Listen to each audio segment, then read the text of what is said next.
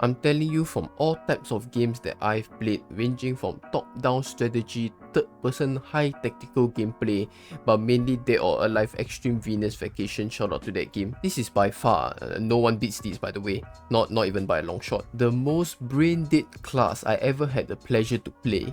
This class is so brain dead, even I couldn't last longer playing this than my pet parrot who is currently on 16 different SSRI. But before we go on judging this class, because we don't like to be rude here, what does a bald-ass character like him do in Team Fortress 2?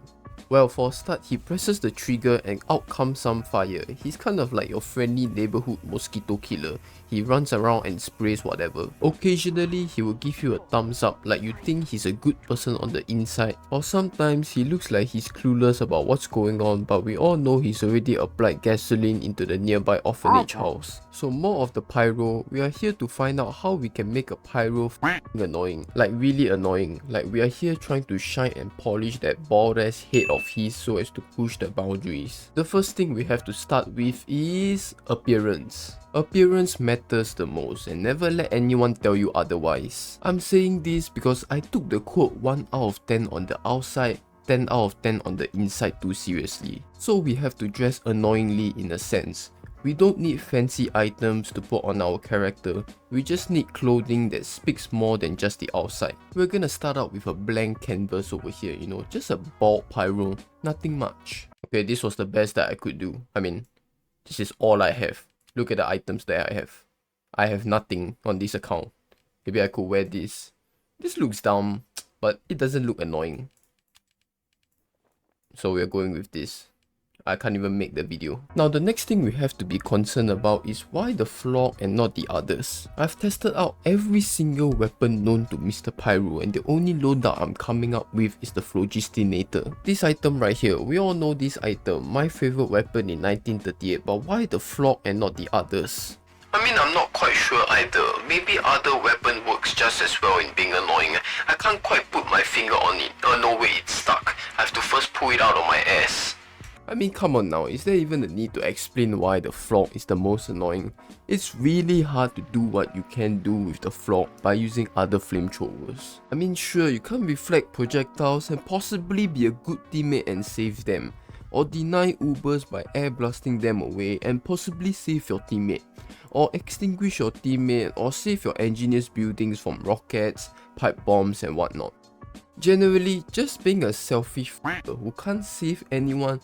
But newsflash everyone, I'm not here to save my teammates. I'm here to get the most kills and have the most fun, all while my team suffers from a Pyro who can only do spy checks. This is a quote from all Pyro mains out there: never help your teammates and watch them burn to death. So we have established that the phlog is the best thanks to the mmmph meter, which you can fill up, that stands for Mother's Mickey Mouse P Hub. And I seriously don't want to have to go through this argument, but I have to state this out because it seems like the TF2 community does not know anything about this gun and they keep making the same mistake ever since the day the phlog came out. It's not called a f***ing mmmph meter, Jesus Christ. Does that even sound logical to you? Does it even make sense at all? No, we're gonna do a comparison, okay? Let's do a comparison. There are two types of people who go to a temple. The first person is one who is ready to reflect on their life and make a big change to becoming a better person. The second type of person is one where he walks up to the monk for acceptance only to get thrown in the unwanted baby trash dumpster. The second person is the one who calls it the mmmph meter. Bunch of Neanderthals in the TF2 community, seriously. But moving on, with the Mother's Mickey Mouse P Hub meter, you're able to increase it by doing damage to your enemy. Wow, shocker. I thought you increased the meter by shocking your nuts. But here's the thing though, you will need 300 damage to fully charge up the mmmph meter. So we do need more firepower than just the phlog itself, you know. Which was not quite what I thought when I first made the video. Which brings us to the next part of the video, what secondaries and melee to go with for your loadout. We know that Pyro has quite a few, let's just say, unique items to choose, but the initial item I thought that went well with the Pyro was the jetpack rocket PP looking backpack.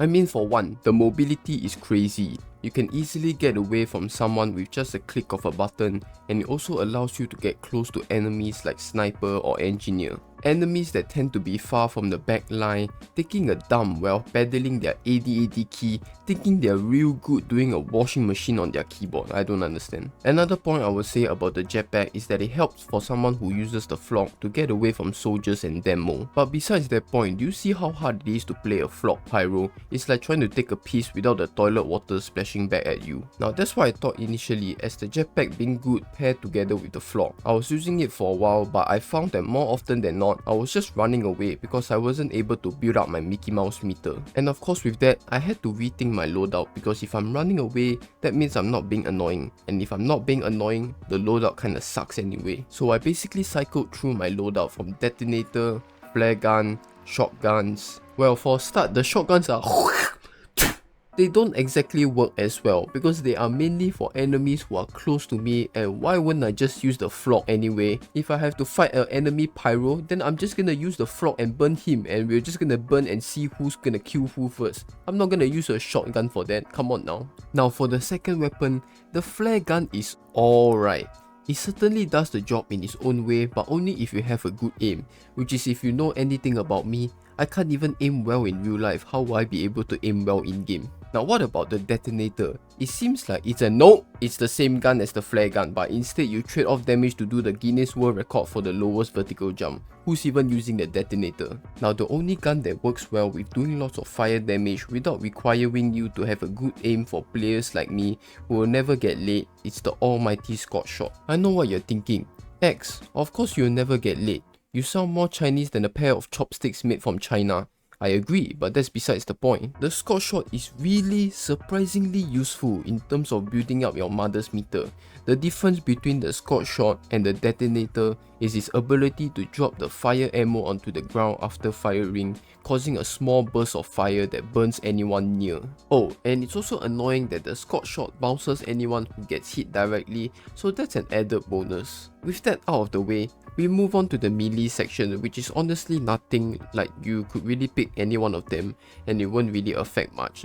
I like using the hot hand because it's a hand and I'm a troll. Why would I use something useful like the home wrecker? Now, to optimize the loadout we have, the first thing you gotta do is to turn off your brain first. The more brainless you are before playing the pyro, the more kills you will get, trust me on this. I'm the worst pyro player in all of Team Fortress 2. But that's how you can trust me, cause I'm the smartest player. Now with that out of the way, remember, first, your appearance. You have to look like a noob but play like a pro. Secondly, your loadout and playstyle should be optimized. Always spam the Scott shot and disrupt your enemy's aim.